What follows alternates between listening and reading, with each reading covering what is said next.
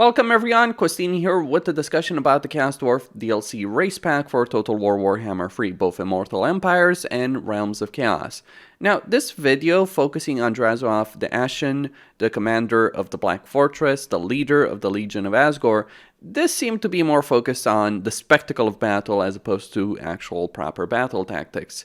We got to see that in the previous video, well, not necessarily proper battle tactics, but certainly proper army recruitment. A bunch of elite units coupled with a bunch of chaff, which is what you'd really do in the early game for virtually every campaign in the entire game. You get a bunch of cheap but effective units to throw against your enemy. I'm not necessarily certain that they recruited the best units in either this video or the last one, because I personally would go with a lot of hobgoblin archers by the looks of it, because they seem to be basically the equivalent of goblin archers, if not better. More expensive, though, when it comes down to it. But we'll have to wait and see with that when the game comes out. Obviously, they wanted to demonstrate all the units, including the massive Kadai Destroyer over here, as well as the Legendary Hero.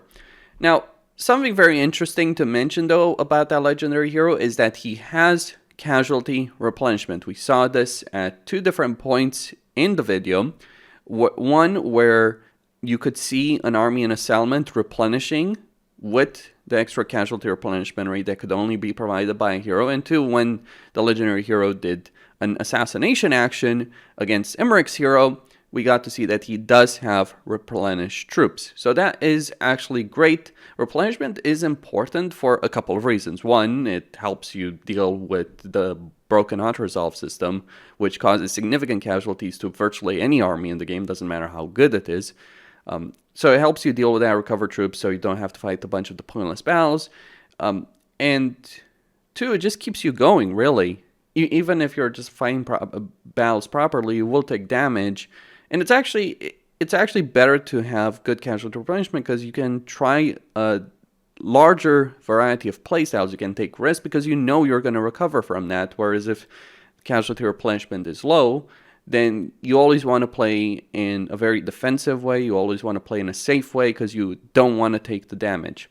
This is one of the problems of the regular dwarves. Hopefully, the Chaos Dwarves do have other ways of getting extra casualty replenishment. Some of their heroes, at least one of their heroes, should have it, not just their legendary hero, because obviously that's only going to apply to one army. But still, having it, even if it's just on the legendary hero, is actually a significant improvement over the regular dwarves. Actually, the Chaos Dwarves seem to be the unholy abomination of dwarfs, greenskins, beastmen to some extent, and even Skaven. Yeah, we're gonna go with that. It starts getting a bit ridiculous when you start going into the campaign details over here and how they play and what they have on offer over here.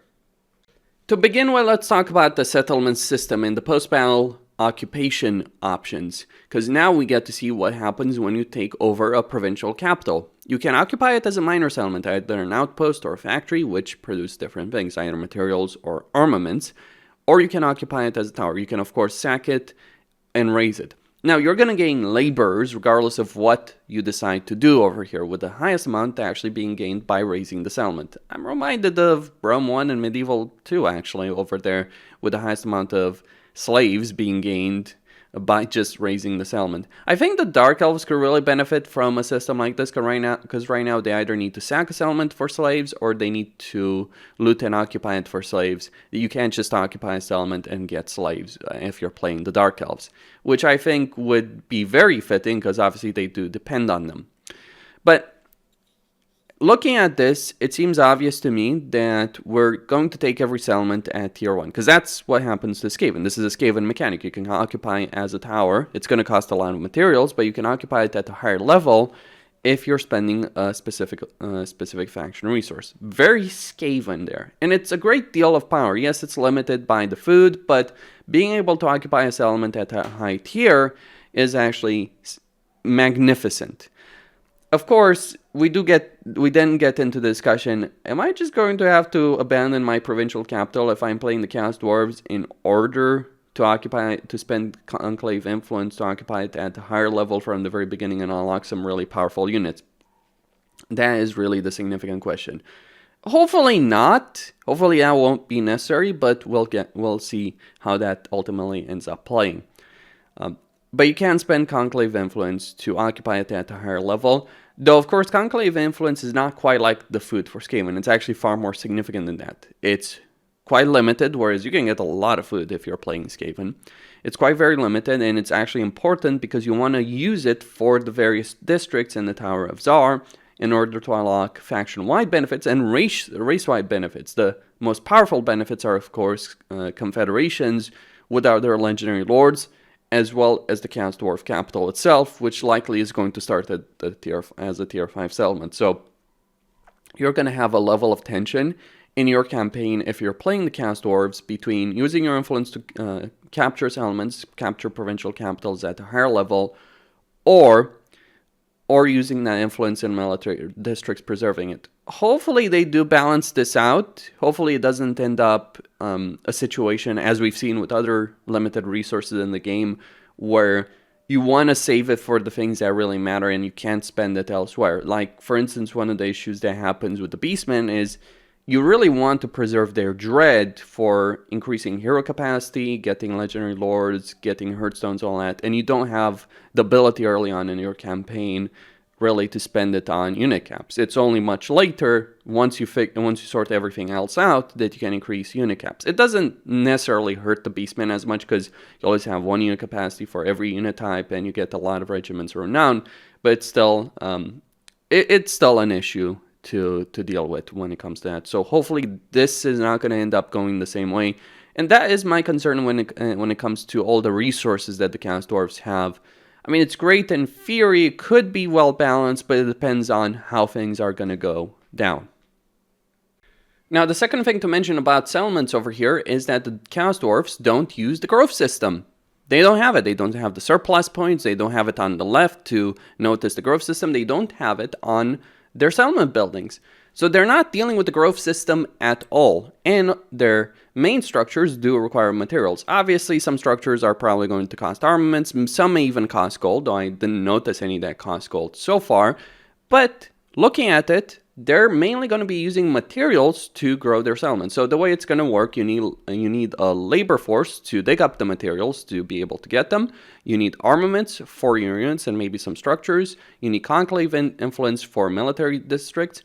But you're not dealing with the growth system. That is a significant change compared to virtually every other race in the game, with the exception of Beastmen, because Beastmen don't use the growth system for their main settlement buildings, so they do use it for their horde armies.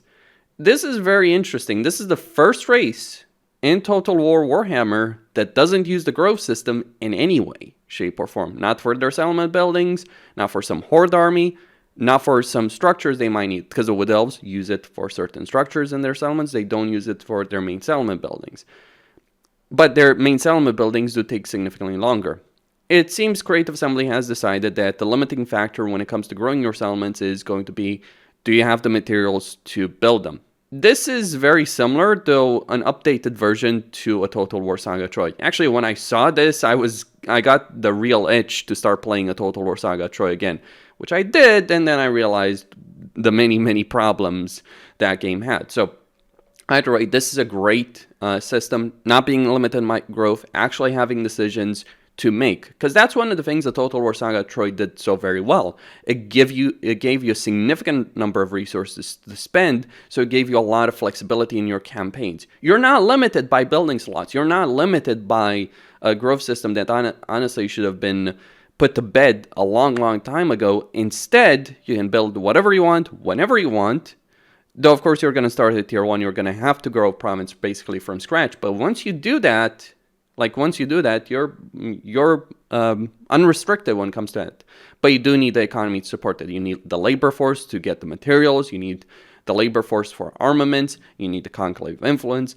And the Chaos Dwarves, based on the fact that they're gaining conclave influence per turn from minor settlement buildings even, they're going to need to gain a vast empire on their own. So lots of interesting things over here just based on this particular aspect. Certainly will make dealing with their campaigns a lot more interesting, because you're going to have to juggle between these different resources and how you're going to use them in the best possible fashion. It seems that gold is mainly going to be spent on unit recruitment, Materials are going to be spent mainly on buildings. Armaments are mainly going to be spent on the Hellforge and increasing unit caps. Though, not just that, also on the convoy system. I don't want to talk about the convoy system, really, because it's the cafe and caravan system, but suffice to say, you're going to use armaments for that in order to get materials. Not sure that's necessarily the best trade, considering looking at this particular section, it seems like they're generating a lot more materials than they're generating armaments, and armaments can be very, very useful in a campaign. But I guess we'll see how that's in action as opposed to this scripted spectacle that they give us as part of this video. Finally, we got to see the control details for a Chaos Dwarf province. We get to see that we benefit from Chaos Undivided Corruption, and the control benefit that can provide, we get control, of course, from buildings, and we get more control the less control we have, and different effects. So at the low level of control, you're going to start losing parts of your labor force, and you're going to get the recruitment cost increase to units. Now, what's crucial here isn't the fact that funneling laborers in a particular province is obviously going to result in some control issues. That's expected, but what's very interesting is that you don't have the control penalty, the public order penalty, that you do currently have in the game for virtually every other race, with the exception of like beastmen who don't use control. That is interesting and great. I think the public order penalty that we've had for many years now needed to take a hike. I mean, when did they add that? Was it Rome 2? I believe it was Rome 2. They decided to add that with a patch. I don't think it was necessarily at launch, if I remember correctly. They added it in a patch. It's been a nuisance ever since then. And honestly, I think that system needed to be removed from the game for a very, very long time. It's great that the Chaos Dwarfs are not going to have to deal with it. Instead, your control issues are going to be ones of your own making. If you decide to funnel laborers in a particular province and you get a really poor level of control, well, that's your decision right there. Of course, there are benefits in terms of having a significant labor force over there, but it does seem over here that he may have funneled too many laborers considering the kind of production he does have available at this particular time.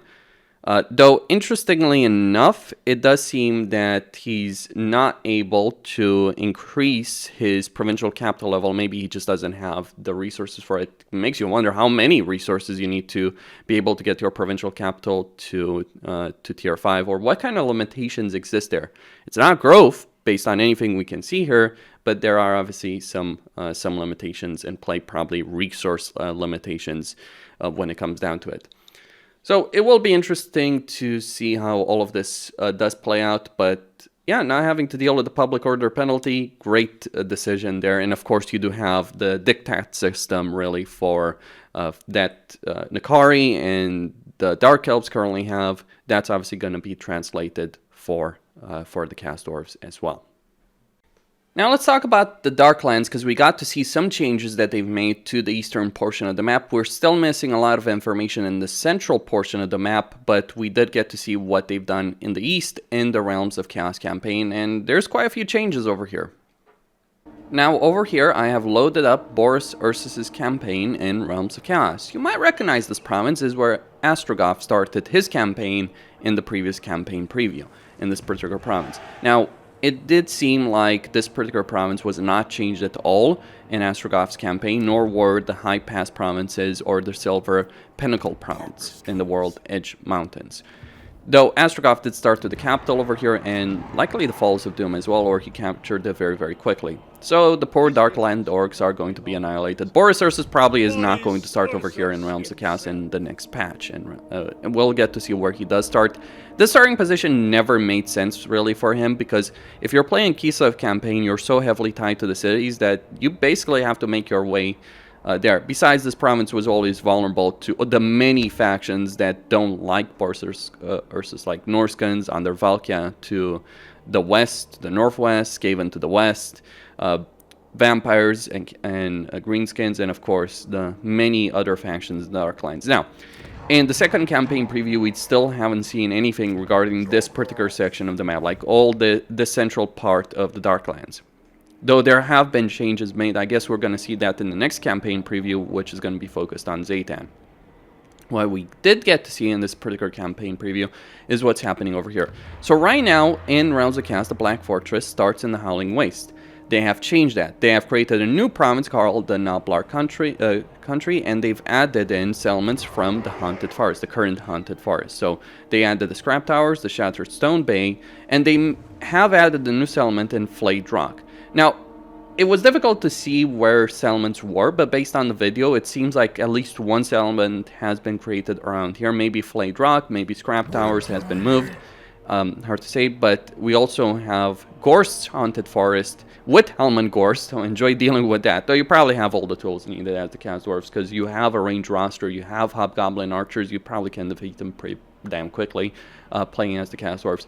But it's likely that Gorst's Haunted Forest is probably going to be around here. It's likely that what they've done is they removed Dragonfang Mount from this province, made it its own province probably, with the Lizardmen.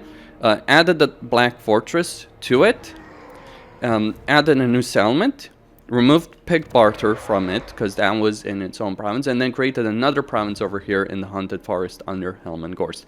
We'll see how that plays out, and we'll see how much the Chaos Dwarfs can benefit from having a province with just one region in it, because that's what seemingly happened. You gotta feel, by the way, for poor Greases, because he already is gonna get screwed with the Chaos Dwarf DLC, because he's going to start next to Grimgor again. He's going to have Gorst in Realms of Chaos, and now he's going to have the Chaos Dwarfs as well. That is a pretty harsh starting position. Poor Greases, he already had a pretty horrible campaign in a lot of ways in both Realms of Chaos and Immortal Empires. It's going to get a lot worse for him.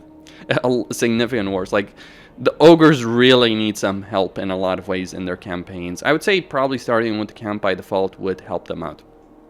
So that's one of the changes they made. They eliminated Black Fortress from this particular province of the Howling Waste, moved it into what's now the Haunted Forest, but it's going to become Noblar Country, made the Haunted Forest its own province, removed this settlement as a provincial capital, all of that. And then, over here, we did get a new province with the Fortress of Vorag under Emmerich. So we get Emmerich and Realms of Chaos.